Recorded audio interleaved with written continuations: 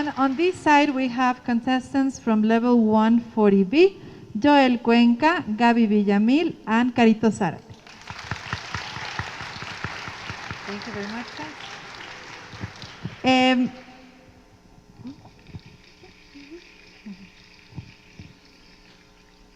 Tres chicos del nivel 140D se retiran en este momento, pues su categoría requiere que los chicos escriban en este momento. Van a tener 45 minutos para escribir sus discursos. Entonces, por favor, chicos del 140D, pueden retirarse al aula con el profe Eduardo Burbano.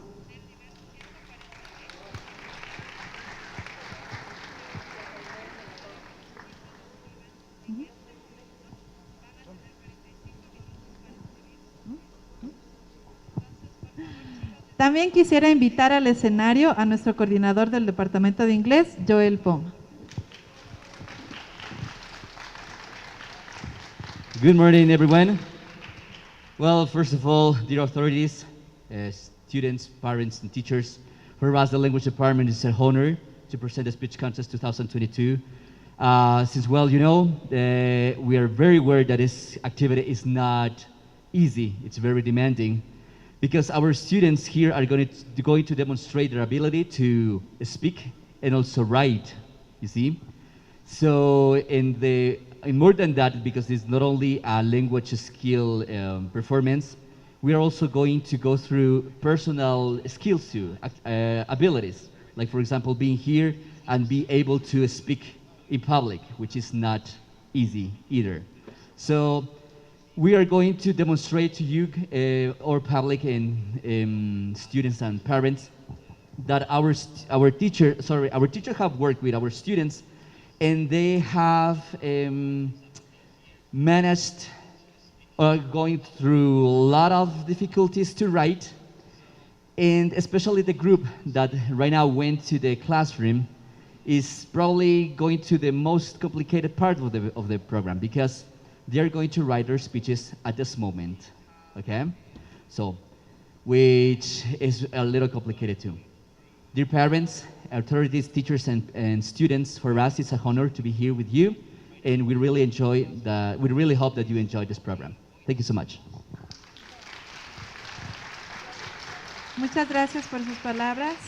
En este momento vamos a cambiar nuestro idioma. Vamos a dar inicio al Speech Contest, y para ello tenemos a nuestra presentadora y nuestro presentador, Paula y Pablito Villamarín.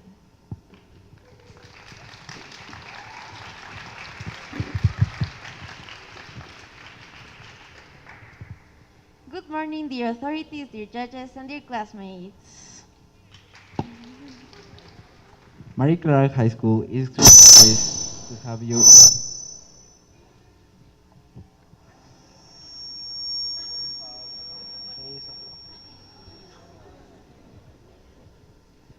Marie Clarac High School is extremely pleased to have you all today with us. We officially start this year's CMC's contest.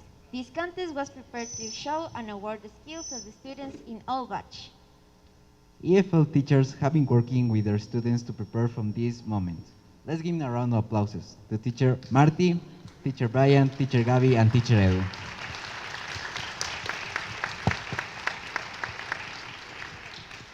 Such a wonderful job. Let's also give a round of applause to this year's judges.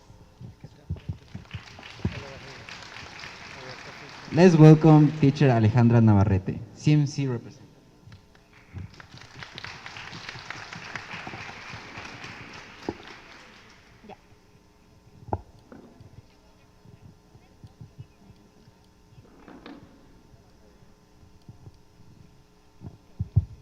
Good morning, everyone. Thank you very much for the invitation. I'm so glad to be here. And also I'm so eager to hear to all the contestants. I know you have wonderful speeches, and also I wish you the best of the best. I know that if you are here, it's because you already have done your best. So don't get nervous, just enjoy it. Enjoy it. I think that is the most important in life. Thank you very much.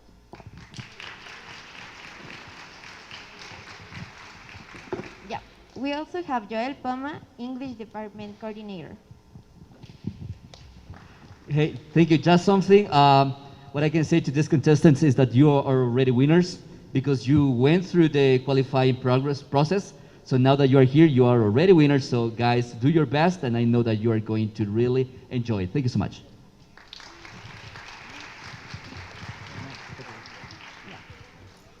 This year's CMC speech contest is going to be different. Today, we are making history as we speak.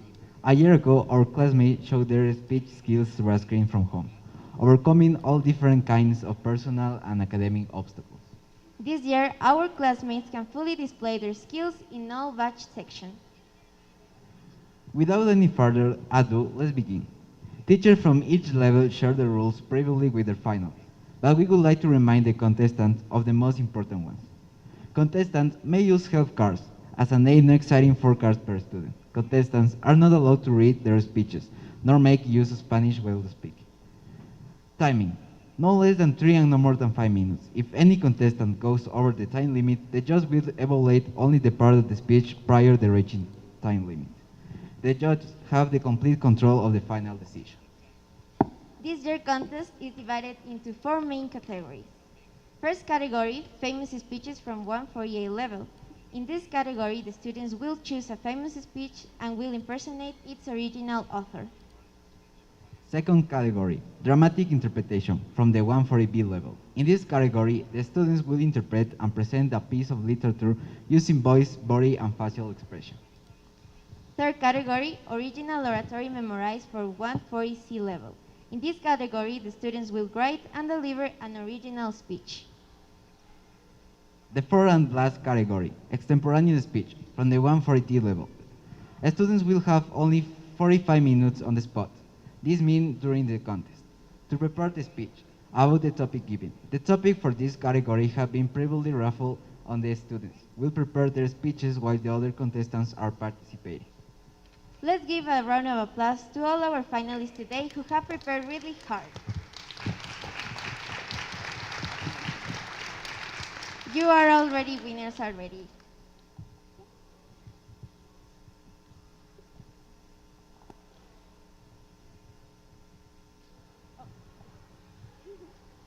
Sorry.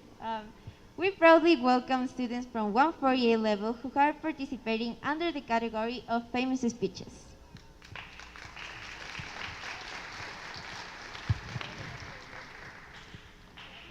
Alejandro Quimpita is the first contestant as Mohamed Gandhi.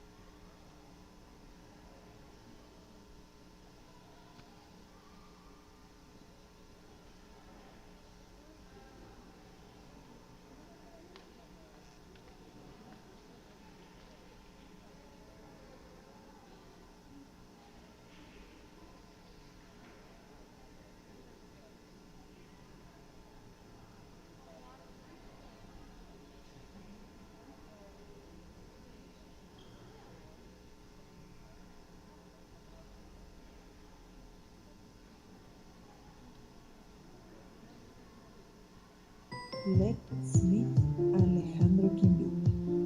He was a candidate for this year's Student Council elections. He is very committed to social aid, where he is always willing to help others. His hobbies are swimming, playing and practicing soccer, and hanging out with his friends.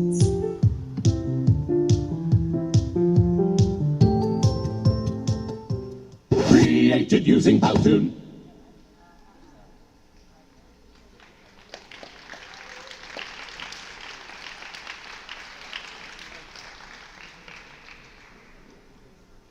Muy buenos días con todos. Antes de empezar, quisiera dar como una introducción. Van a haber unos amigos en el público que me van a ayudar en este speech, ya que yo represento a Mahatma Gandhi y bueno, él cuando dio su speech era en una época difícil y bueno, él movió a tanta gente de una forma contra la violencia. Entonces, va a haber, mis amigos van a aplaudir y van a igual gritar. Entonces quiero que también les sigan, ¿ya? Por favor, eso nada más.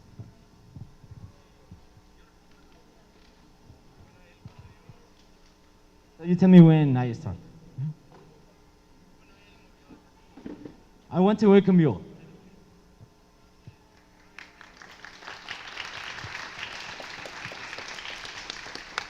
Everyone of you.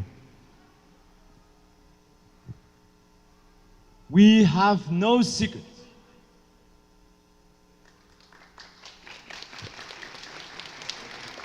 Let us begin by being clear about General Smart's new law. All Indians must now be fingerprinted, like criminals. No marriage other than a Christian marriage is considered valid. Under this act, our wives and mothers are considered whores, and every man here is a bastard. And a policeman passing an Indian dwelling, I will not call them homes, may enter the money car of any Indian woman whose dwelling it is. Understand, he does not have to stand at the door. He may enter. I will not allow it. I swear to Allah, I kill the man who offers that insult to my home and to my wife.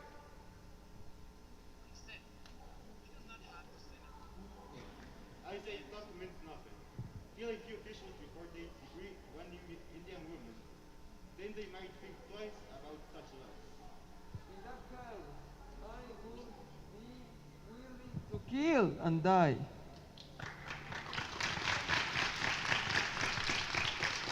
I praise such courage. I need such courage because in this cause, I too am prepared to die. But my friend, there is no cause in which I am prepared to kill.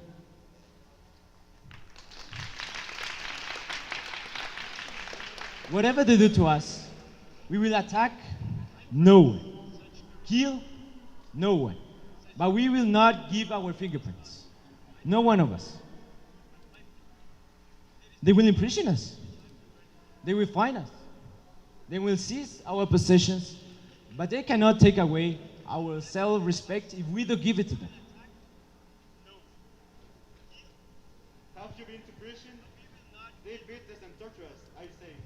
I am asking you to fight against the young, not to provoke it. We will not strike a blow. They may torture my body, break my bones, even kill.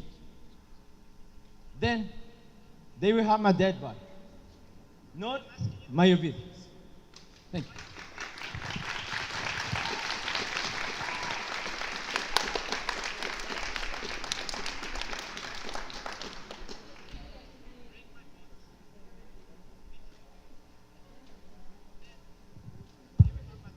Thank you so much.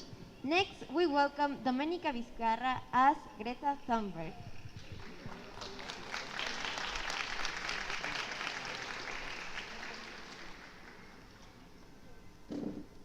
Let's meet Domenica Vizcarra. Her important achievement is winning the first place in the robotic virtual competition.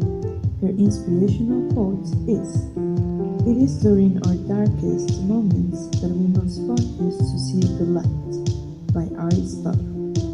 Her hobbies are painting, drawing, and reading.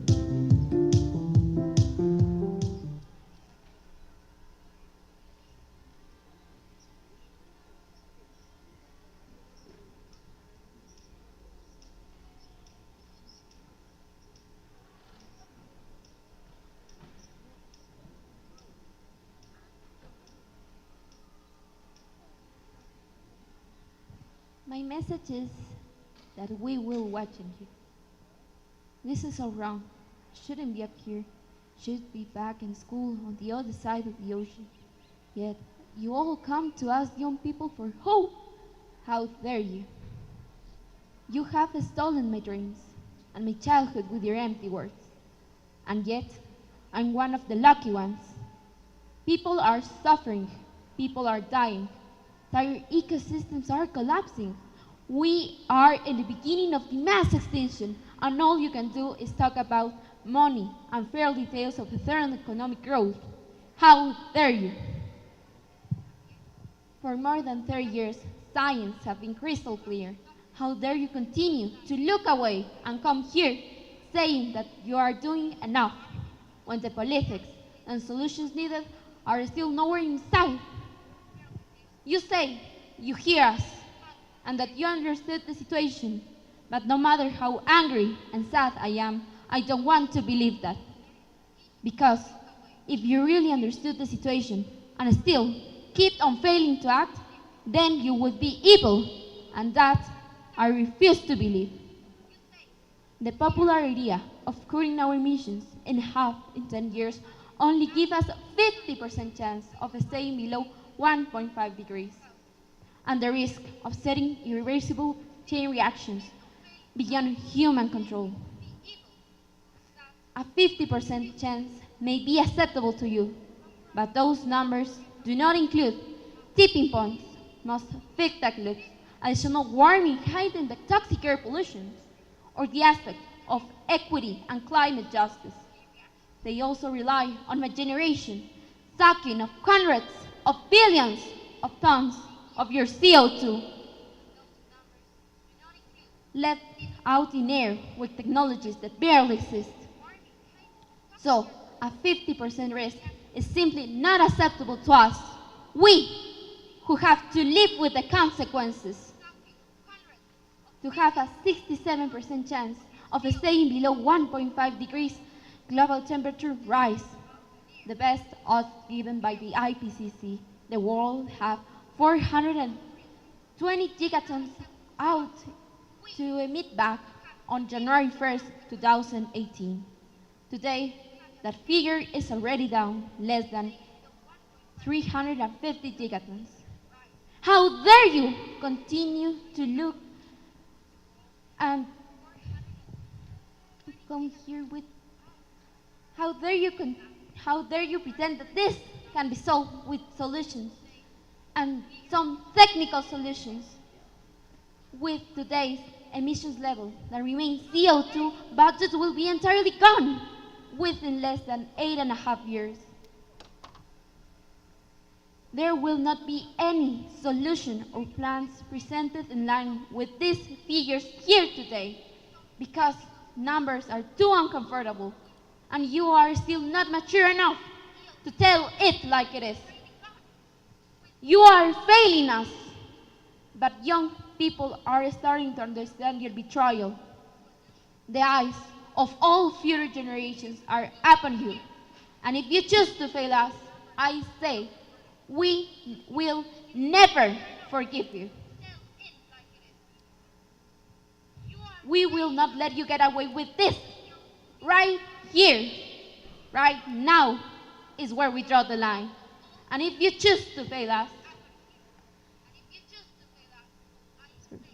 the world is waking up, and a change is coming, whether you like it or not. Thank you.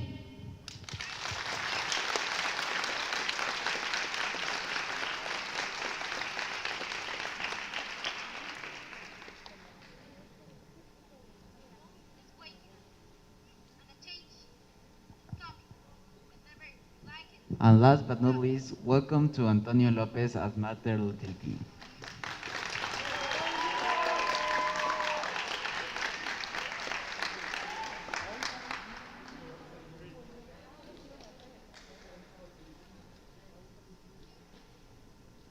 Antonio Lopez.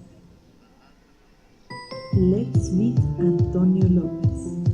His main achievement is participating in the 2019 cycling competition. His inspirational quote is, "Success is not final. Failure is not fatal. It is the courage to continue that counts," by Winston Churchill. His hobbies are cycling, swimming, and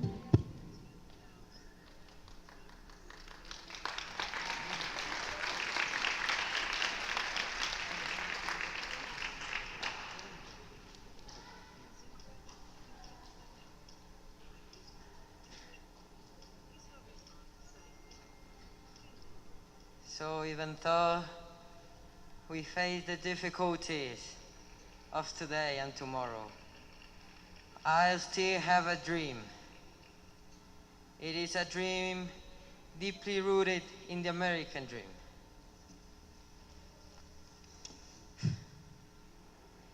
I have a dream that one day this nation will rise up and live out the true meaning of its creed. We hold these truths to be self-evident, that all men are created equal.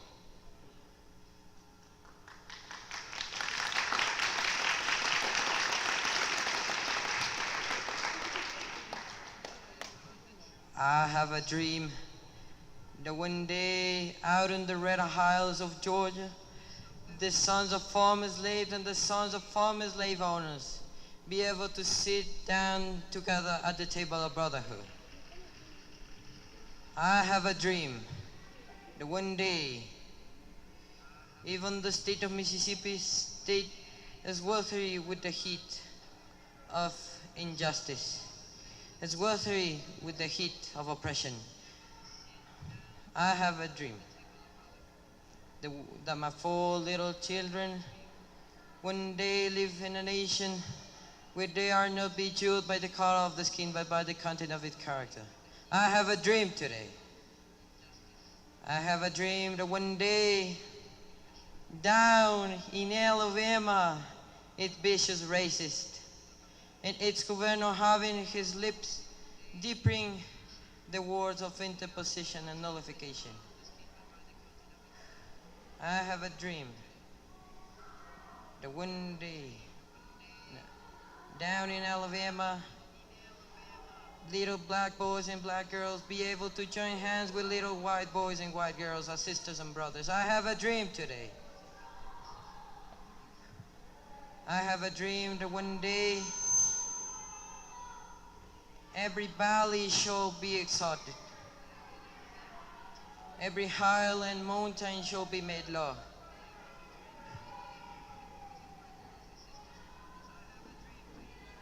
The road place will be made plains, and the crooked place will be made straight. And the glory of the Lord shall most be revealed, and the flesh and all flesh shall be see it together. This is our hope. This is the fight that I will go back to South with. With this faith, we will be able to hew out of the mountains, to despair a stone of hope. With this fight, we will be able to jingle the disc of our nation in a beautiful symphony of brotherhood. With this fight, we will be able to work together, to pray together, to struggle together, to go jail together, to climb up for freedom together, knowing that we will be free one day. Free at last, free at last. Thank you, Almighty. We are free at last.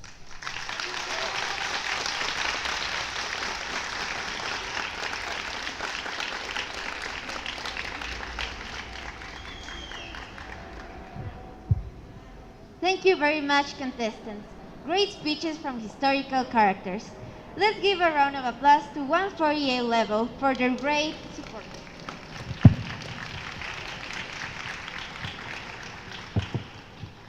Now, let's welcome students for 140B.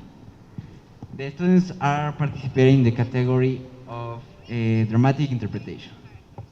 Joel Cuenca is the first contestant.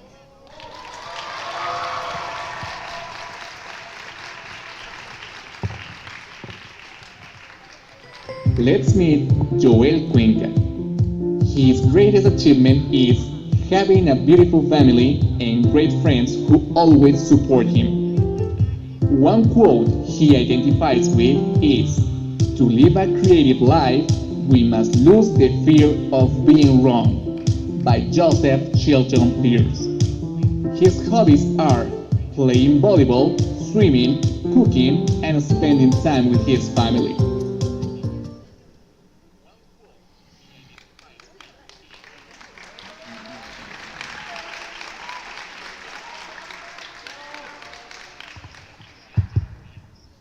In the 19th century, as I walked in the streets of London, I thought something was missing in my life. I quickly threw a coin into the river.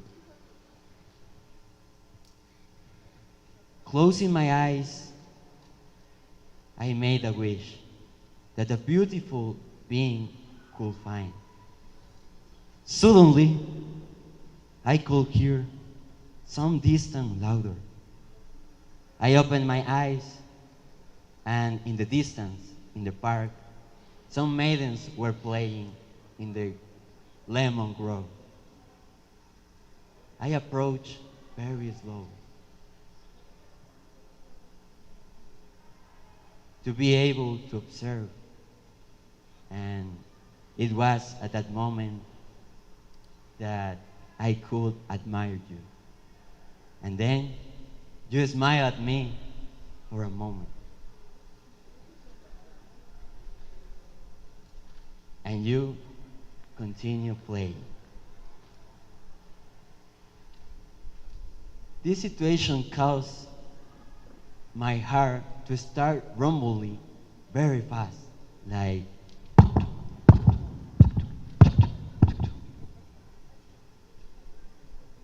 I had to go back to my house. But my mind remembers again. Her long hair, like a flying dance. Her beautiful, bright eyes, with an innocence that made me sigh.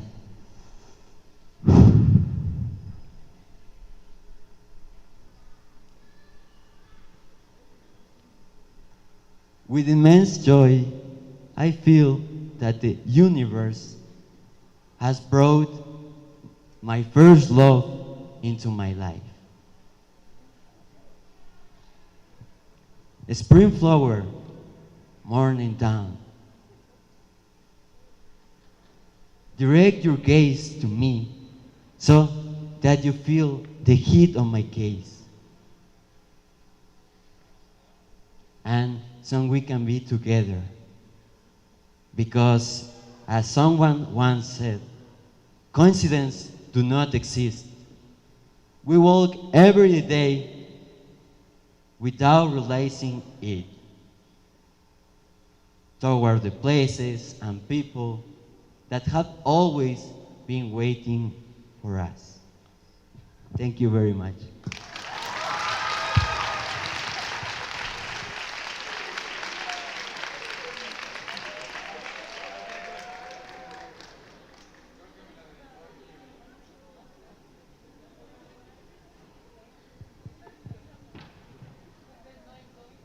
Now, let's welcome Carolina Zarate.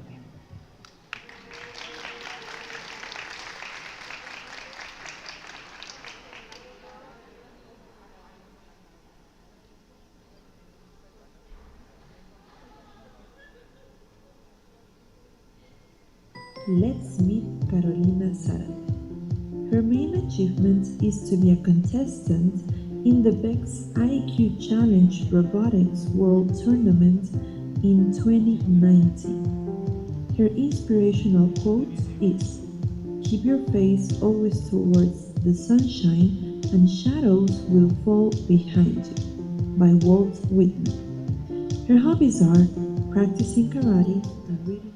Created.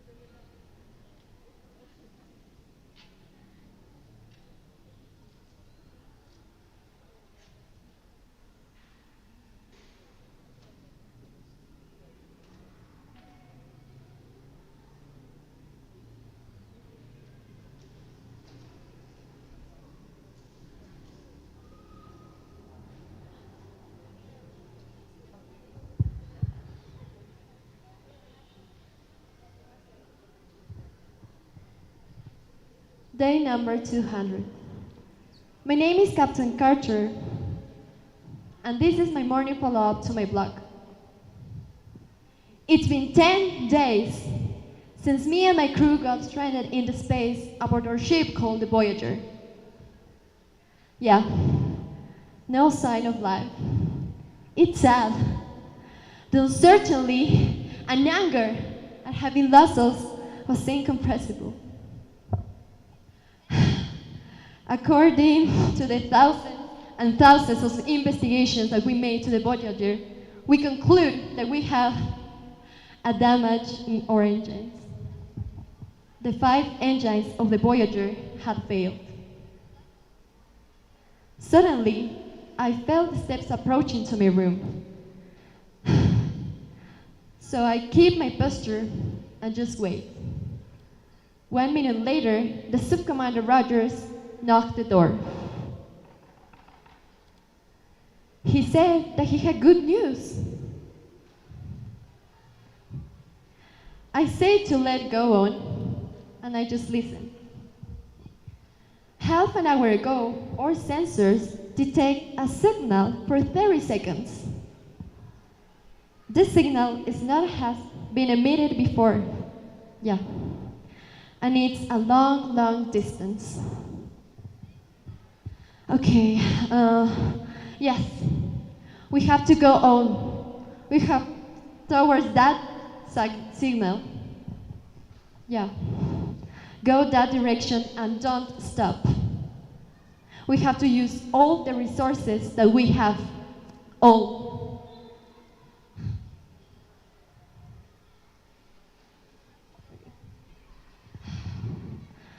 Okay.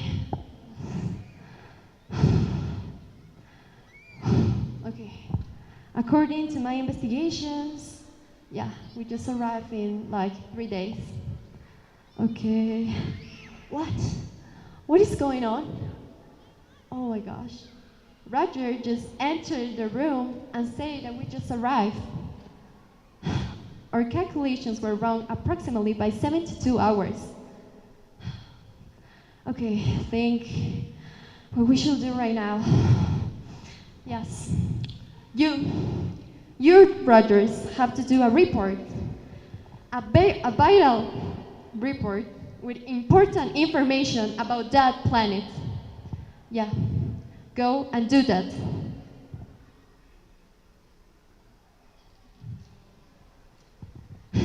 I will sit in my desk, and later, the Subcommander Rogers gave me the letter card. Planet. Nexus. Occupied in civilization. The Kraken. Important information. The Kraken have advanced technology, positioning themselves as the most intelligent and silent civilization. Okay, that's all. I have to do something. My name is Captain Carter, and this is my follow-up to my blog. If I didn't do that, this could be the end of all my crew. Thank you.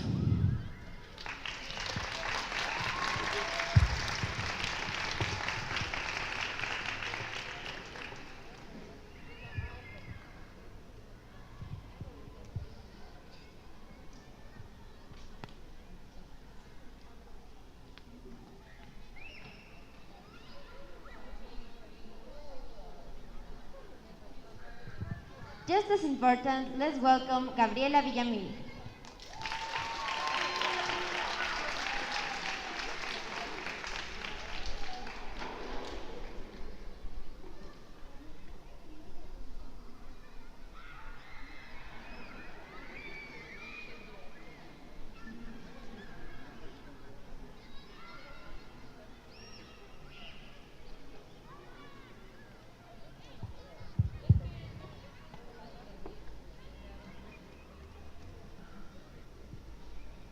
Let's meet Gabriela Villamil.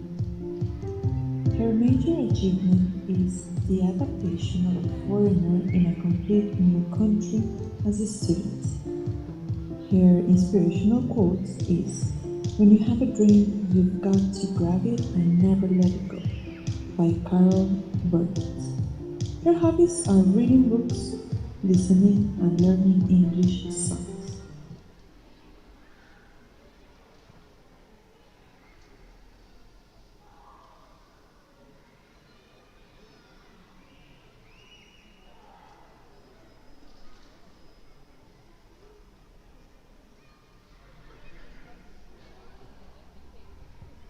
Good morning, my name is Gabriela Villamil, and today I'm going to tell you a story about him and the second chance he gave me. We were two strangers that by coincidence met each other. One day of winter, I was looking at the sky, thinking about my life, and tired of everything and everyone. Not knowing what to do with this feeling, I came to the conclusion to end with all this suffering. And I saw the solution in that lake where we met. I immersed myself in its deep waters.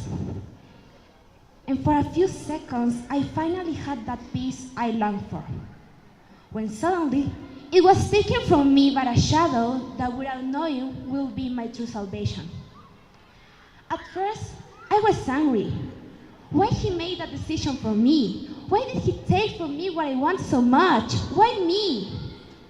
After a while, I understood everything. It was the best. I had freed myself from the sort of feelings I was in back then. Now, when I came to my senses, I saw him. Him, with his eyes as blue as the sea. Him, with his smile shining like the sun. Him, just him. Now, I thank him so much because he told me that I shouldn't give up and I shouldn't look for a permanent solution to temporary problems.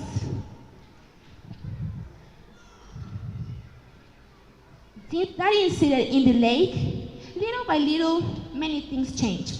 Conversations, looks, walks, and without realizing it, he became an important part of my life. He brought out the best version of me. He changed my world. He took me out of that hole I had gotten myself into, out of that darkness and sadness that surround me. He was that freshness and calm I never thought I would find. That freshness like the shadow of a tree on a sunny day, and that kind like the one you feel after the rain. He was the best, the most sympathetic, charismatic, helpful, a respectful person of all the universe. He deserves the nice things that exist in this world. He deserves to live, to share his joy with everyone. Why the worst happen to the best people? Why to him? That day, that blessed day, I regret so much. It has to have been me. The moment I let him go, the simple fact of knowing that he shouldn't have been there, it was my destiny, not his, but still, he went. And for the second time, he saved me. After his accident, I didn't know what to do. I felt guilty. All my world had collapsed. My reality, my hopes were breaking little by little again. Until a memory of his words, his way of being, all him was present in me. And remind me that even if there are some moments, everything will get better. There will always be a ray of light that illuminates my darkness. A bad day doesn't define my whole life.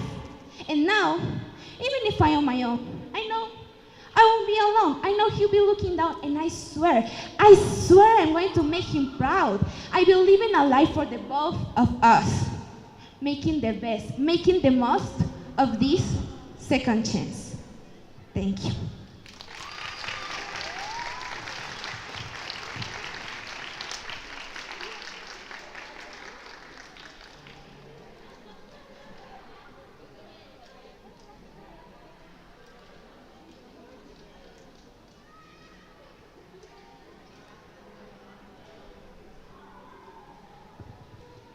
Excellent work and amazing intervention from our students from 140B level contestants. This is getting really exciting. Let's see how the contestants from 140B level are doing.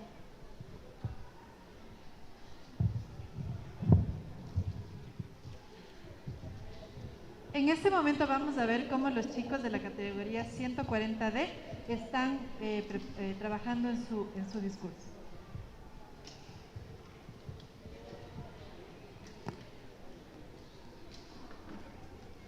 Ahí los tienen a los chicos del 140D trabajando en el momento para la categoría final. Y quiero que les demos un gran aplauso a los chicos, que se escuche desde el patio cómo los están apoyando. Están trabajando en este momento muy duro y vamos a ver el resultado en la etapa final del concurso.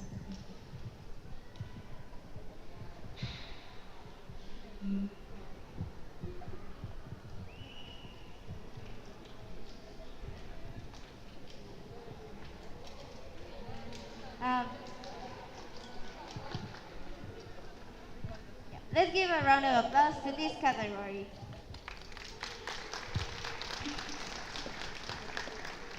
The next category is level 140C, under the modality of original speeches. Let's begin with Diana Velázquez.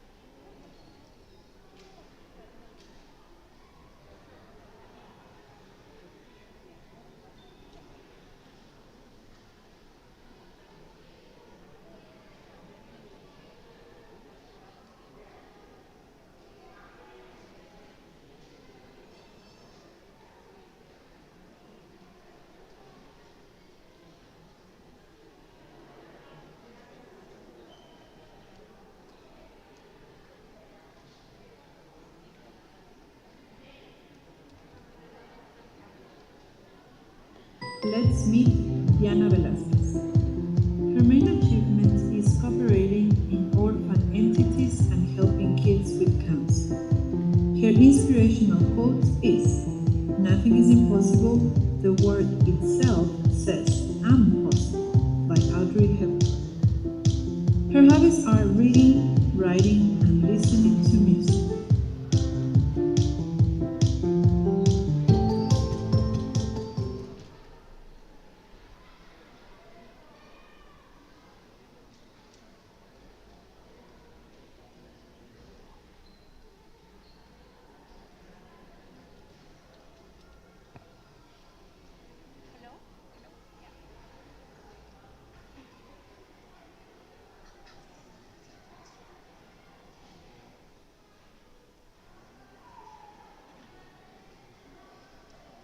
Racism has died.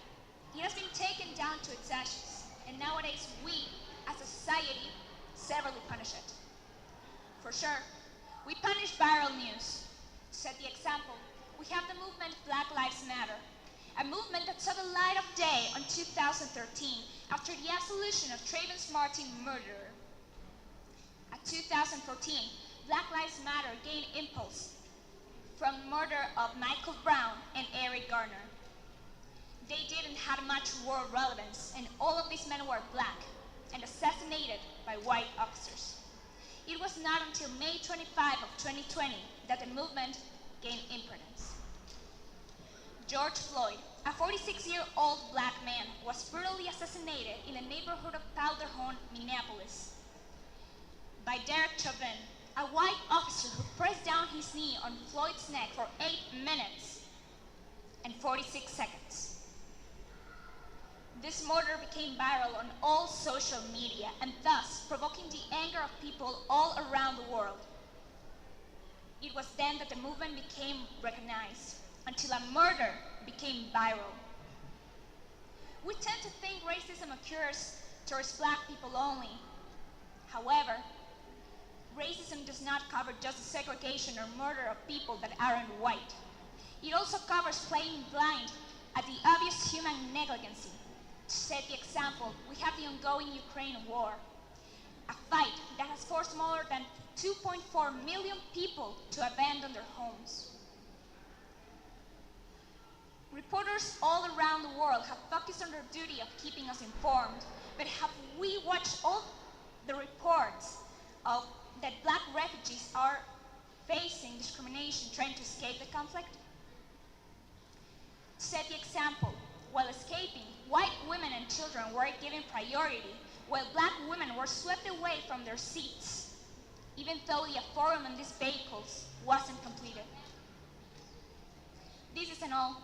Some news channels and social figures have shown undercover racism on this issue, such as David Sakravelice, who said, "It breaks my heart to see blue-eyed and blonde-haired people die. It breaks my heart to see white European children die.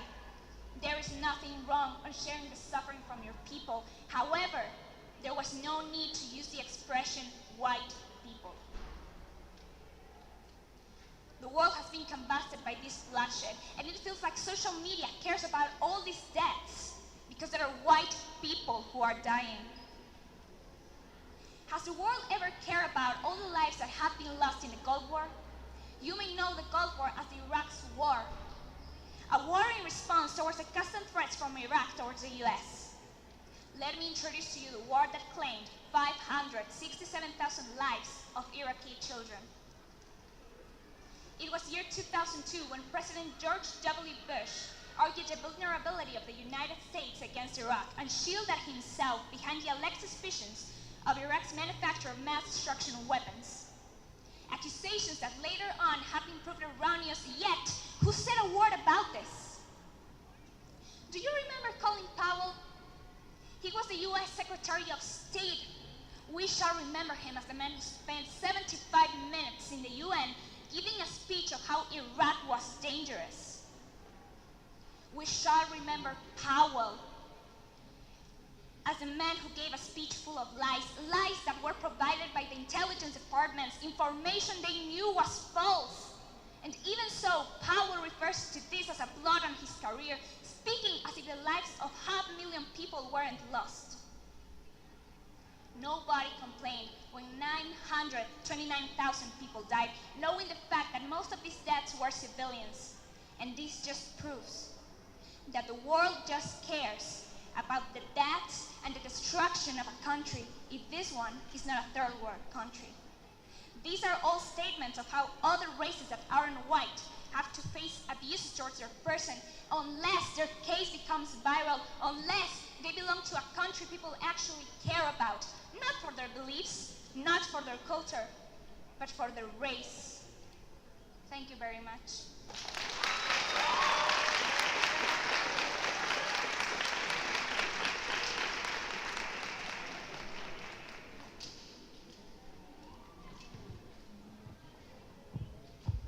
Thank you very much, Amy. Now let's welcome Jose Carrillo.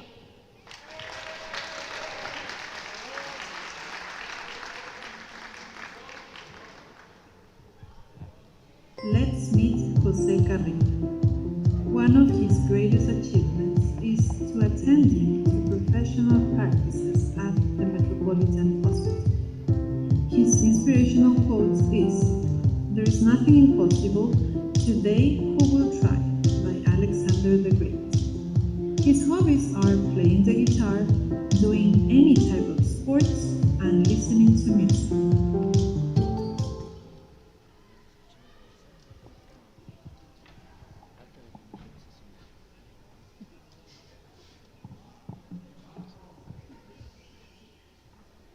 If your life were in danger, are you willing to take the risk of having a pig's organ inside your body to save your life? This was the case of David Bennett, the first person in human history to take an organs of an animal and right now save his life. This 57-year-old man decided to be part of the most complex treatment nowadays in medicine. Thousands of dollars. This patient, brave patient, and a group of very brave doctors are now the necessary ingredients to accomplish this procedure. Now, I want to take a leap back in history, back to 1967, where the first heart transplant was made by the hands of Benedict. He muted the entire world. He right now gave a different concept of death. We can now avoid it. Now, stepping back into the future. Right now, we're in a technological boom. We can now do everything possible. If everything is our side, we can have it. This procedure requires some pigs to be modified. They require to be genetically modified in order to our body to adapt it. We first take the human genes and put it into the genetical information of this pig. We breed them in an isolated and controlled environment. Once he's big enough, he's ready to give the organs to be transplanted into a patient's body. This case brings a lot of animal activists, for example PETA, that describe this case as unethical, dangerous, and a huge waste of resources. They say that animals are not organ warehouses in which we can just enter and take his organs to save a human life. But I want to ask you, if you have to make the election between a beloved one who is probably dying and he's needing an organ, or the life of an animal that sooner or later he will become food. I'm sorry for being this rude, but this is the reality we're living in right now. Sadly, we have to take one life in order to save another one. It is very clear that we have to make this process. We need to preserve life at all costs. And as a future medic, I want to encourage you that take the decision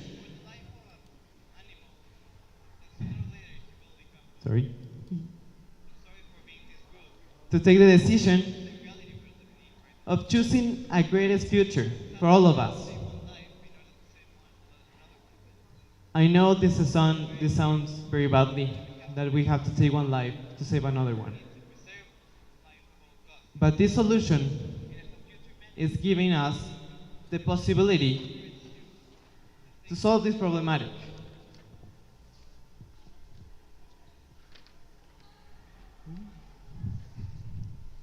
And now, the lack of organs will no longer threaten the humanity, and we can have our beloved ones with us a little more time.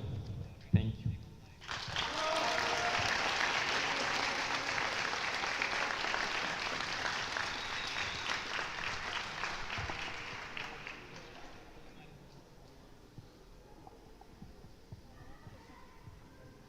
That was great, Jose. Yet, finally, let's present Maria Andrade.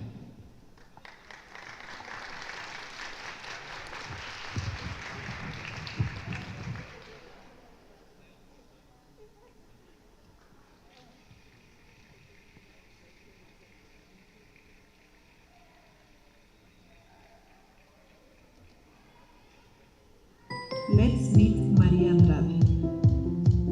Her main achievements, she says that she has had many so far, but she doesn't consider any of them to have been the greatest yet. Her inspirational quote is, "You define your own life, don't let other people write your script," by Oprah Winfrey. Her hobbies are writing, drawing, and baking cookies.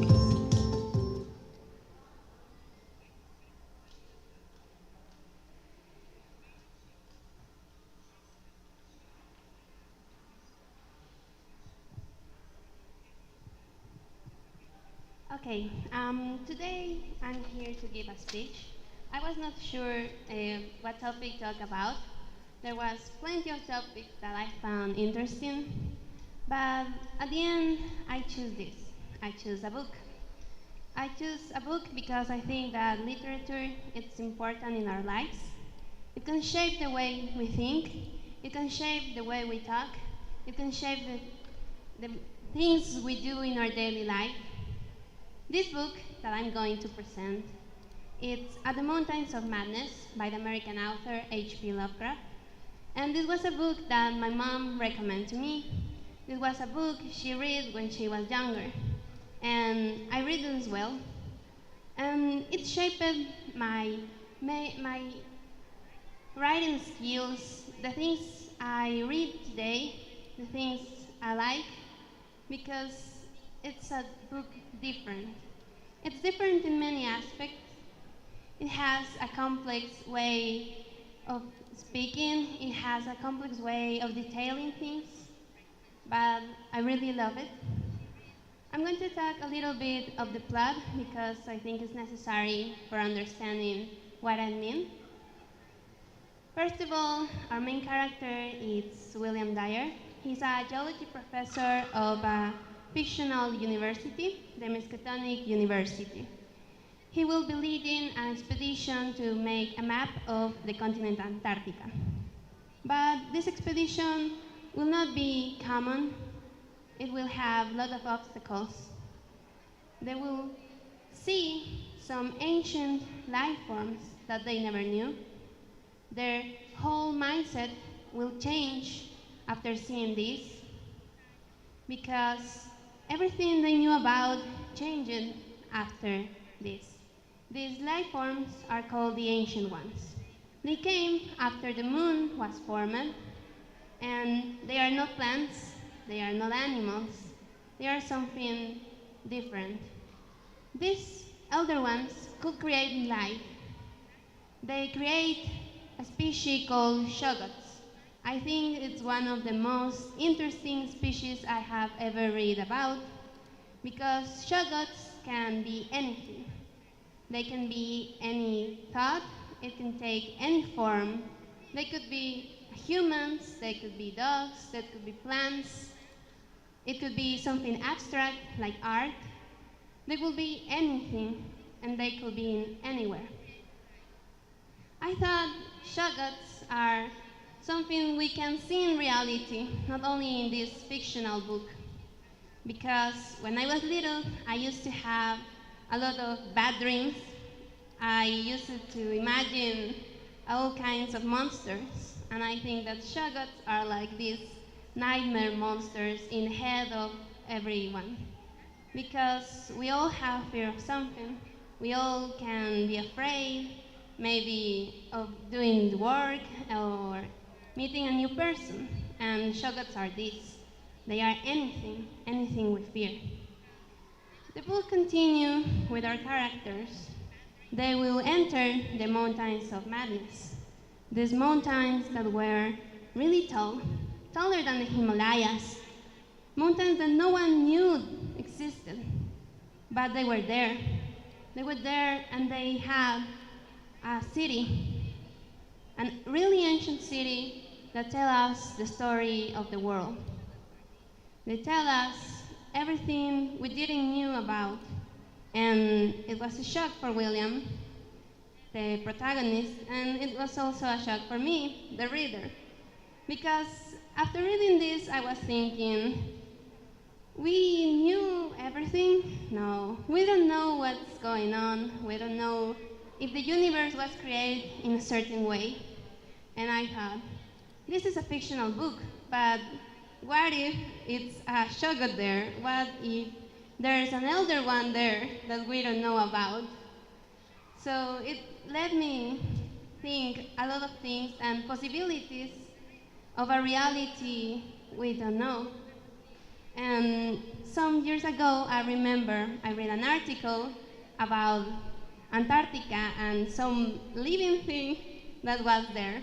I was really afraid after seeing that because I thought of this book and I thought all the things the humanity fear and the horror that it could be in some places. Thank you very much.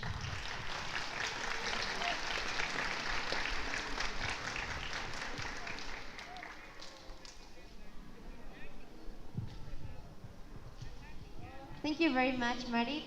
Speech by speech, we can change the world. Now let's give up applause for all this section. The classmates of the participants from 140C level have a surprise for their finalists. Let's listen to their cheers and a video.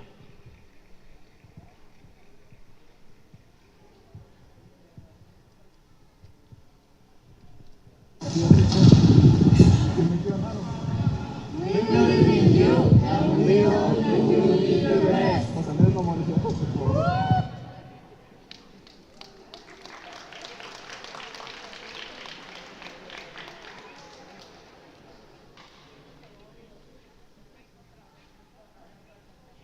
How is the audience feeling?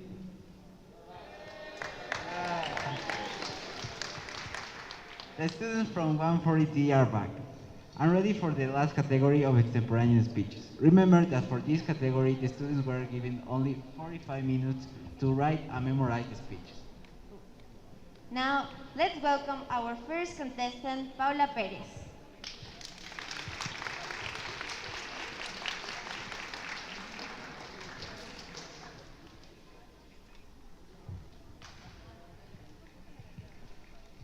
Let's meet Paula Perez.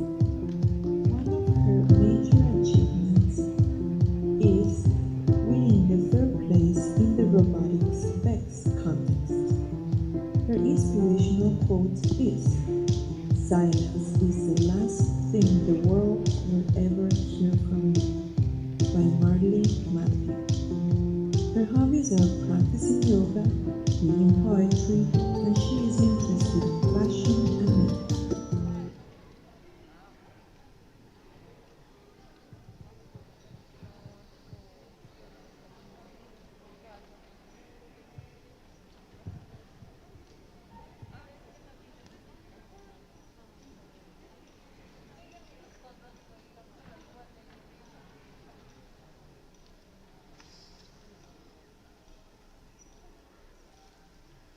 I was harassed for the first time when I was 12. I remembered I was walking on a mall. I had just begun liking shorts and going out with my friends. I sat down to take an ice cream, and this grown man came up to me. He began telling me how pretty I looked and looking at my legs up and down with a grin. Next time I came out, I began wearing things that covered my body more. I thought that was the solution. But as I walked down the streets, I would still get catcalled. I would still be whistled at. I didn't know what to do. Men would still look at my chest, and they would tell me how pretty I looked no matter what I said. And this is the normal everyday life of women in South America. This is the behavior that we've told our children is okay, that it's not a big deal. Because it isn't, right? Because no matter the atrocity, no matter the delinquent, it's always the victim's fault. She was a party girl. She was wearing provocative clothes. She was asking for it. It was her fault to be raped. It was her fault to be mutilated. It was her fault for being murdered. No means no. My clothing is not consent. If I can't say yes, then I can't say no. Society has brought shame to our bodies when it's not for male validation. After all these years, are we seen as humans or as objects for male satisfaction? I'm a 15-year-old woman. If you sexualize my body, you are the problem. And the sad thing is, every single woman I know has a story like this. Every single woman I know has had to go under either physical, mental, or sexual abuse at some point in their lives. And this is why we need the women's liberation movement. Because the next shows that 42 rape cases are reported daily in Ecuador. Because Forbes shows that just last year, there's been 1,000 feminicides in Mexico. Because Devani Escobar and 5 other law students in Nuevo León were found dead in their faculty this week. Because a 14-year-old girl was raped by the bus driver this last week. Because Maria Jose Vallejo disappeared yesterday in Santo Domingo. I could go on forever, telling you every single name from all the women that have disappeared. But we will not forget their names. We will not be silenced anymore. We will build and leave a better world than the one we were given. If they won't let us dream, then we won't let them sleep. I'm standing here today thanks to all the women that have fought before me. Thanks to all of our grandmothers, our aunts, our mothers that have allowed us to have an education, to choose if I want to marry or not, to choose if I want to have children, to have a voice in the world. My mother has told me I have no fear and I should not have fear of speaking up. There's no telling my mama to be quiet. She don't know quiet. She waited too many years for her voice to arrive, to be told it needed housekeeping. Then he's from in 2016. I'm standing here, giving my best to represent all the women in South America. I will probably not do such a good job to represent all that strong, empowering women that are my sisters, that are our companions. And even after all the things I've told you, I wouldn't change being a woman for all the world. I love being a woman. And even if society has told me to hate my stretch marks, to hate my cellulitis and my acne, I love it. Because my sisters, my friends, my family has told me that being a woman is beautiful, and I would take all the risks. Because sometimes I go out and I think, maybe this is the last time I will see my mother. Because good things have their consequences, at least in this world. I can't change the world by myself. This is why we need all of us, men and women, to change it. So that 12-year-old girls don't have fear in wearing shorts. So that 12-year-old girls don't have fear with going out with their friends and never coming back to their houses. So that we can all be free For once. Thank you.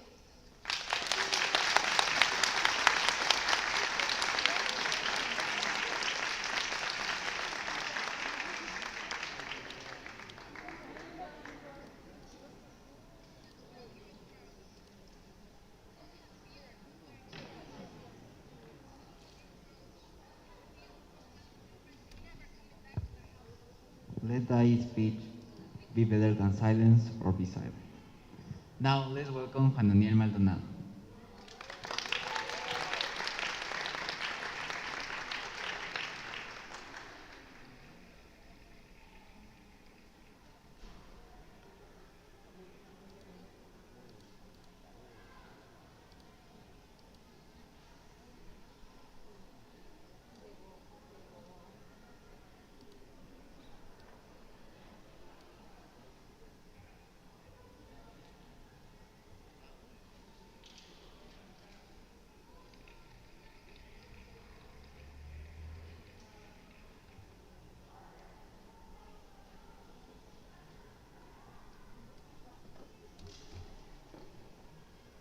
Let's meet Juan Daniel Maldonado. His main achievement is winning the first place in the robotics BEX competition. His inspirational quote is, "The best way to predict your future is to create it," by Abraham Lincoln. His hobbies are building robots, playing the guitar, and learning.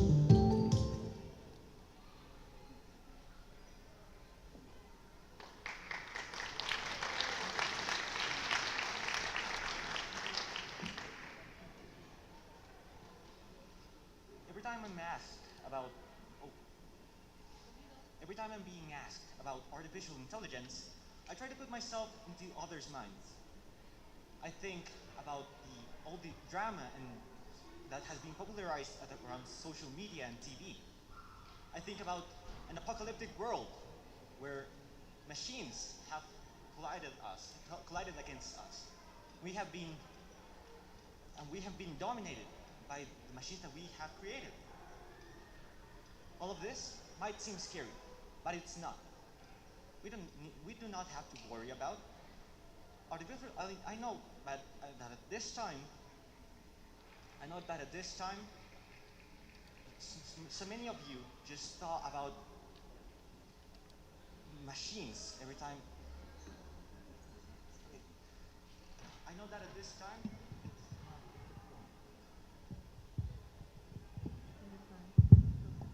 Okay.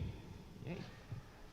I know that at this time, many of you just thought about wars and dangers. Well, we do not have to worry about. AI has been used for a long time. From the songs that we listen on our Spotify to the posts that are recommended or the pattern recognition systems that are used in medical robots to save lives.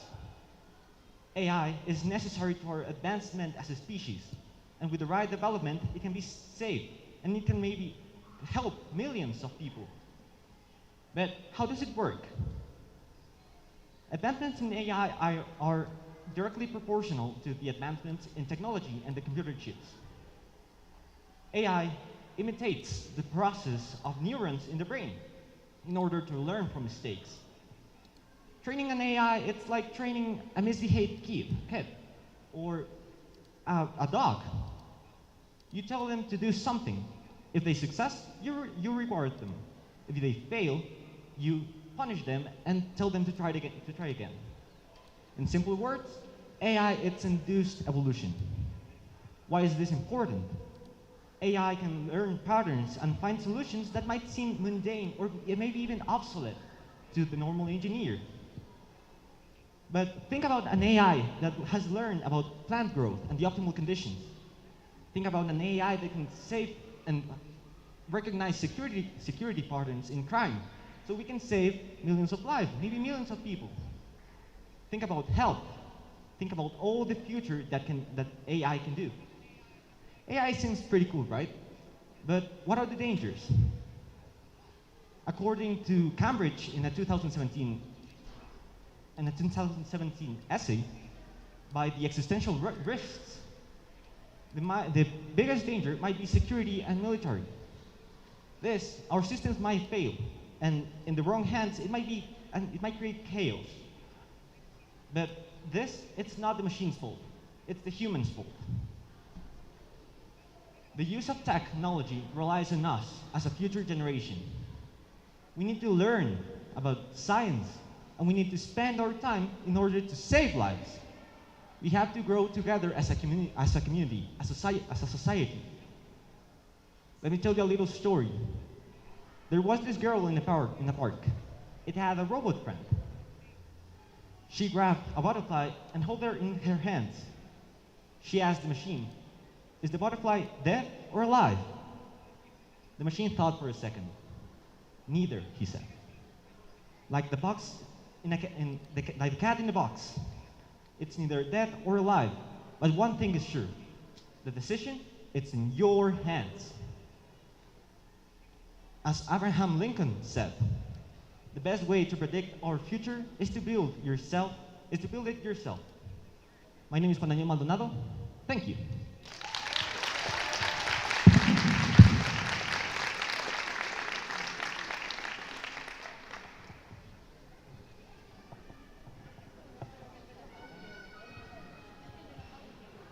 It's amazing to see how much talent our classmates have. Lastly, we welcome Camila Basantes.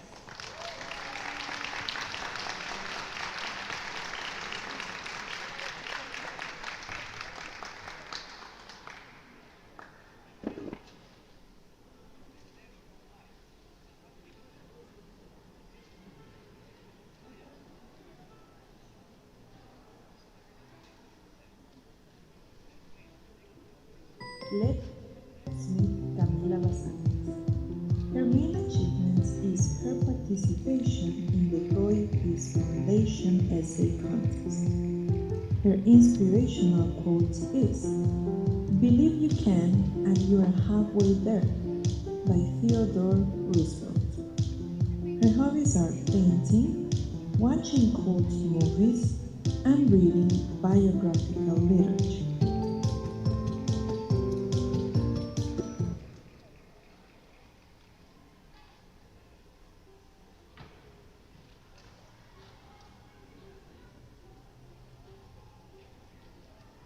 Hello? What would have happened if the Spanish didn't colonize us?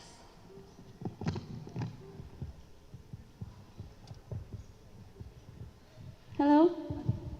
That's a great question that I would like to answer for you today. Let's start by saying that the Spaniards were the first one, right? It will be kind of astonishing if I tell you that they weren't. In fact, the Chinese were the first one that came into America.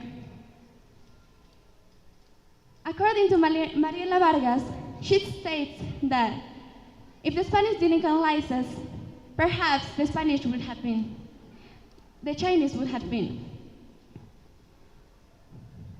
In 1500, the Portuguese also came to America. We talked about that many people came, and the only ones that kind of stayed were the Spanish. Why? Because they were the ones that stayed the evangelization. Mariela Vargas says, by saying perhaps the Portuguese would have been the colonizers of America, still, let's talk about another point of view. Do you recall why they came at first to America? Well, one of the main reasons was the status of the crown. Spain was starting a kind of idea of reunite themselves. With the marriage of Isabel of Castile and Ferdinand of Aragon in the year 1492. These events come to pass, and the rest is history. History that has been read by all of us for several times. America would have been a place without wealth and without pleasure, according to him. Then let's talk about another historian, Alejandro Lopez. he tells us another point of view, quite interesting. He states that the real question should be, what would have been without America, what would have happened to Europe? The thing is that Europe would have been a place without culture at all. Now, let's mingle all my previous words. We are so rich in land, languages, food, and music. Europe recognized it. We are a little portion of a lot of cultures, such as the Incas, the Valdivia, the Mayans, indeed the Aztecs. We better deepen in our culture. We are mestizos. So let's embrace our mestizo heart and recognize the beauty of our culture. Thank you so much.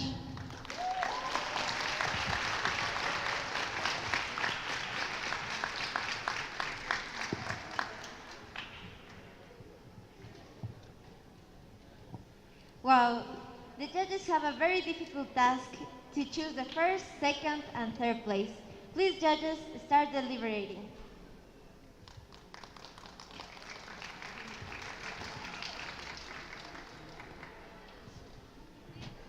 Bueno, entre el entretiempo es de mi agrado presentarles una intervención musical guiada por el profe Romero Aguilar y participantes de primero, segundo y tercero de bachillerato.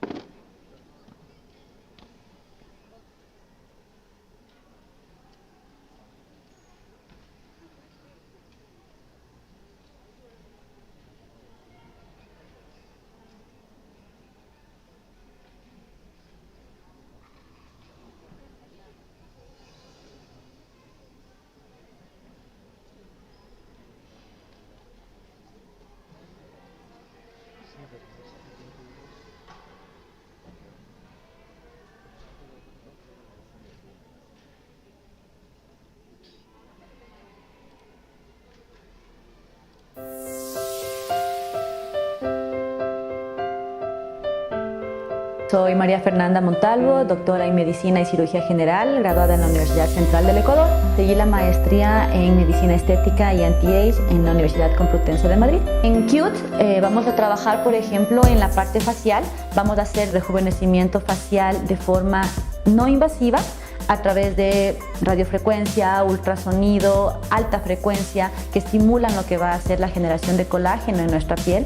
Contamos con lo que va a ser mesoterapia a través de plasma rico en plaquetas y factores de crecimiento, lo cual estimula a que la piel mejore circulación, mejore la generación de colágeno y haya una regeneración de la piel más acelerada, que nos ayuda a recuperar la piel. Entonces evitamos o reducimos lo que va a ser la cantidad de arrugas y de líneas finas, reducimos manchitas manchitas solares, sobre todo, que en nuestro medio son muy comunes, y evitamos que esta piel tenga un envejecimiento muy prematuro.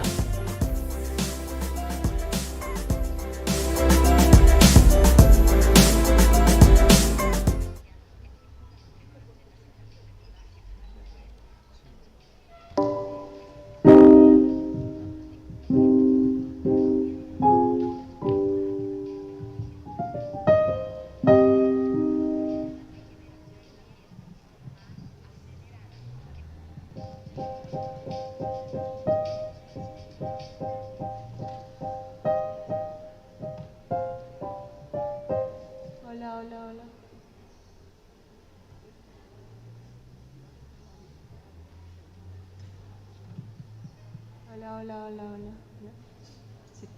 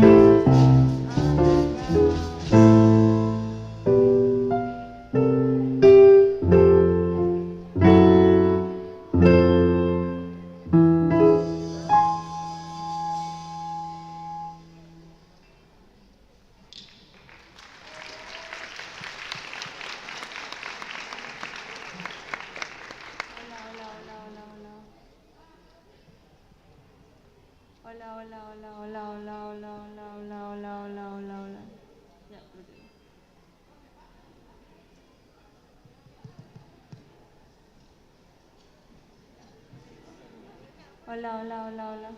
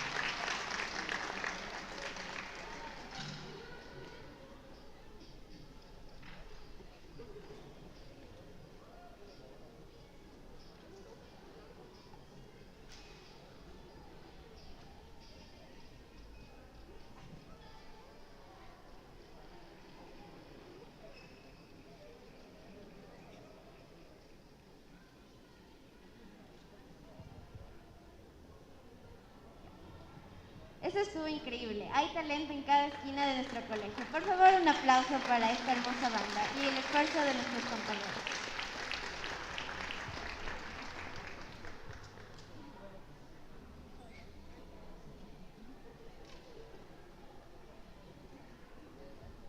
Bueno, hasta que nuestros jueces terminen de calificar los increíbles speeches que tuvimos hace un momento, por favor queremos escuchar esas barras, ese aliento de las personas que vinieron aquí adelante, así que esa bulla.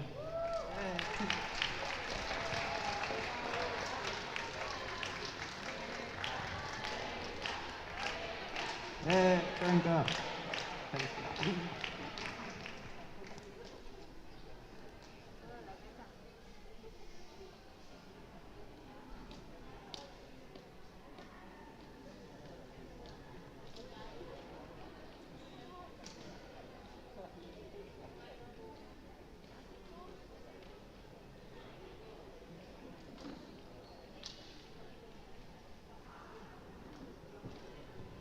Ladies and gentlemen, we have the results. Please, all 148 level contestants, come up to the stage. Let's give them the final applause for all the hard work and dedication.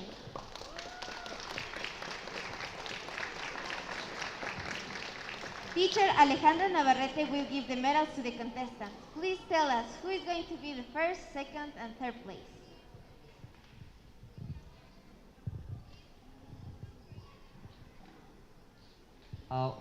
Dear participants, no, there's not enough space there. What if you stand up over here? All of you, please. Oh, but we're gonna go by categories? All right, it's okay. Well, right now we're gonna tell you the winners for first, second, and third places. But honestly, it was very... Thank you so much. I'm so sorry, you know, kind of nervous too. More? A little more here. So honestly, no, it's not only because this is something that we repeat in every single contest, but it has been very complicated for us to grade and also to determine who is the winner, who is the second place, and who is the third place. But as I told you at the beginning, guys, you're winners because you are here, because you went through this qualifying process, and you know that it was not easy, you see? And congratulations to all of you. It was really cool to hear those speeches. I really enjoyed them, and I know that also you did. And thank you very much for that. Thank you very much for your preparation. And please, an applause for our teachers, because they were behind us, and also this is the reflection of that work, okay? Now, teacher Alejandra is going to tell us the winners. Yeah, thank you very much. Also, I would like to congratulate to all the finalists, to all the contestants. I'm so proud of you. The school should be very proud of you. And the most important thing is that you should be proud of yourselves, of what you do and what you give to the school. Your speeches were wonderful. I'm so impressed. I'm still so surprised and so happy. So proud of you to see how you advance during this time and how in each level you are showing how much English you are learning. So I'm really happy about that. So no matter if you win or you lose or you get the first place, the second, the third place, you must know that what you do is great, really great.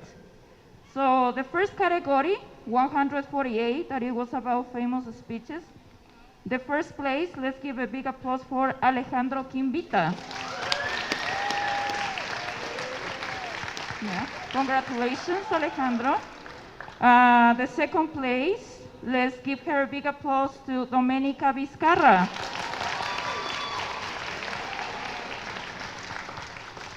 And the third place for Antonio Lopez. Let's give him a big applause. Congratulations. Congratulations. I think you can help us with or maybe Anita, if you can help us. Yeah.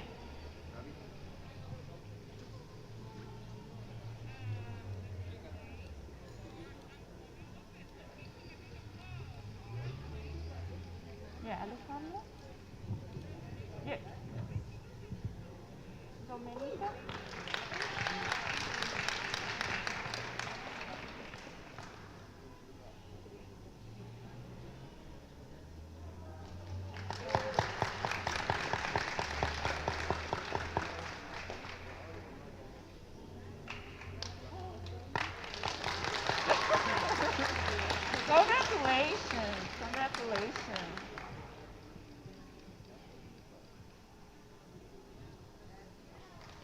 Thank you very much.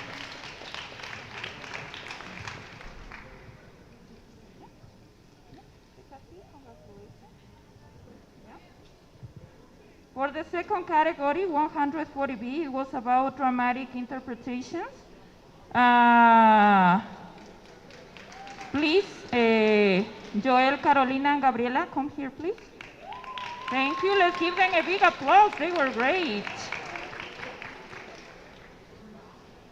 Okay. Congratulations to all of you. The first place is for Carolina Zárate. Congratulations, Carito. Yeah. The second place is for Joel Cuenca. Let's give him a big applause. Yeah. Please don't forget to pick up the coin. Okay, and the third place is for Gabriela Villamil. Let's give her a big applause.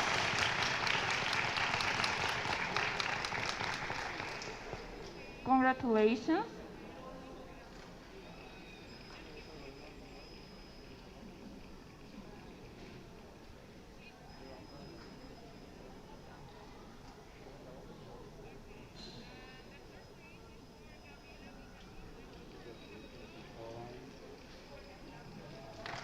Yeah, let's give them a big applause.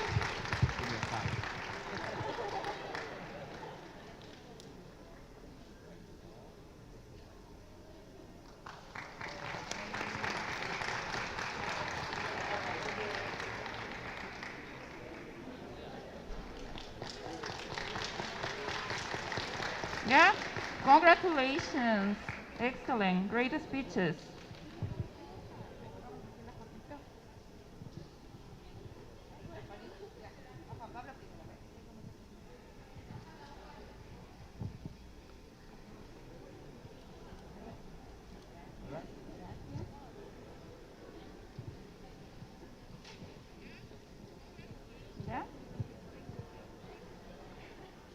Yeah, let's call our finalists for the third category, 140C.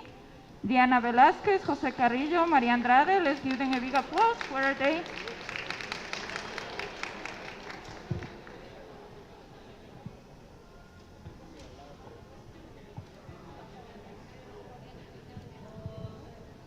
Congratulations, you really had a really great topics. Very interesting. The first place is for Diana Velázquez. Let's give her a big applause.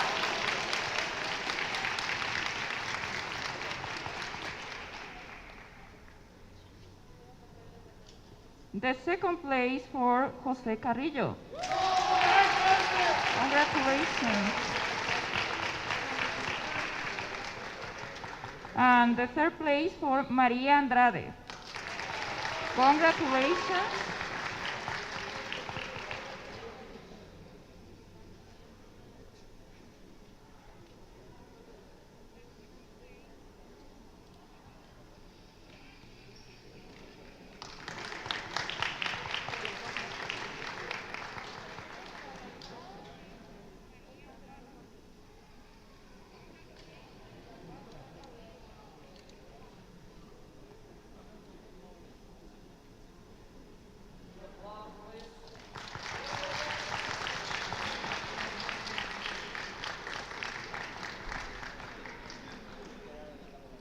Congratulations.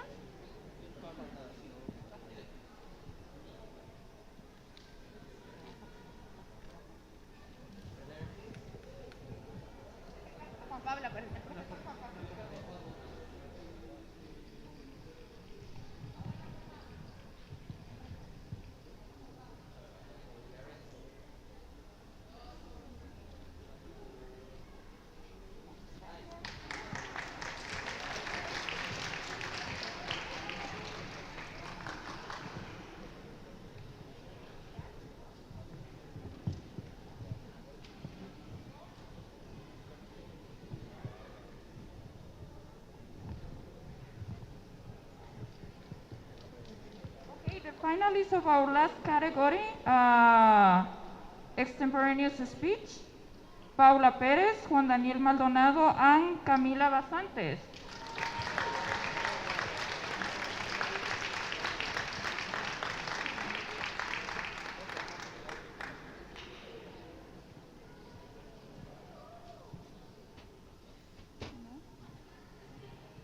Especially we want to congratulate you because it's amazing how you can write something in a short period of time, and also how you can write something, I don't know how I can say, I'm still impressed of what you wrote and what you are able to do. It's great because maybe when we write something with time, we are looking for more ideas and everything, but it's not only what you did, also how you express your ideas. It's great. Congratulations. The first place is for Paula Pérez.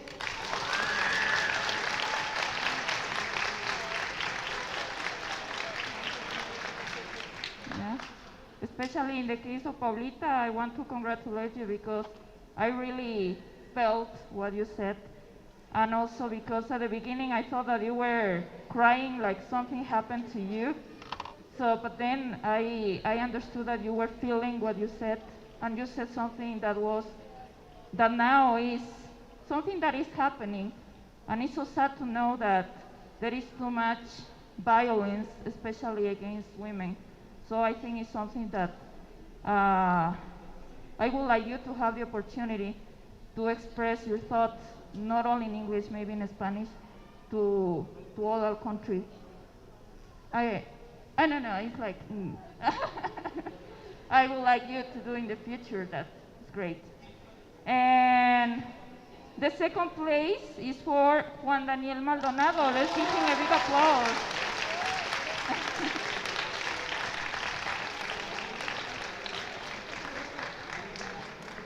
Also, I would like to congratulate you because I know that it's not only what you wrote, it's also something that you show in the school. Because we know that you are very interested in this matter, so I am very proud of you also. And the third place for Camila Basantes. Let's give her a big applause. Yeah.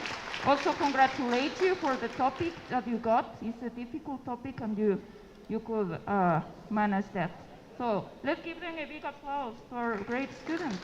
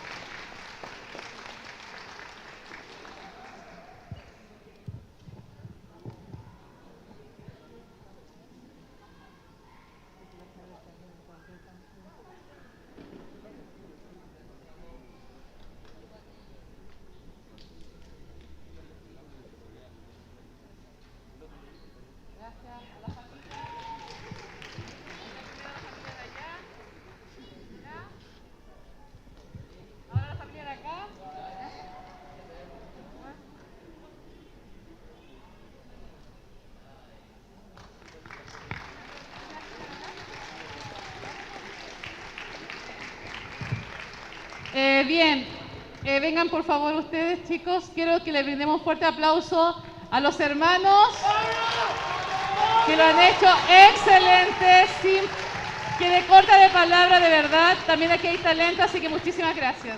Gracias.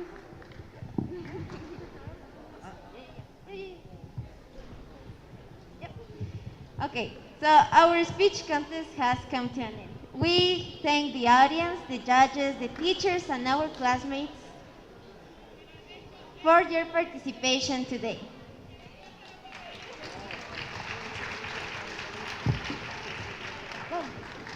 Your presence and commitment made this event shine brighter.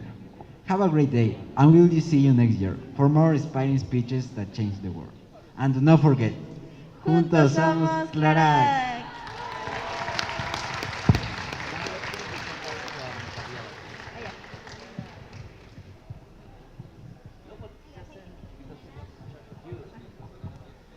Agradezco a todos los participantes, a toda la audiencia, a los padres de familia que nos pudieron acompañar en este día tan importante para los chicos. Y sin más que decirles, muchas gracias y nos vemos el siguiente año.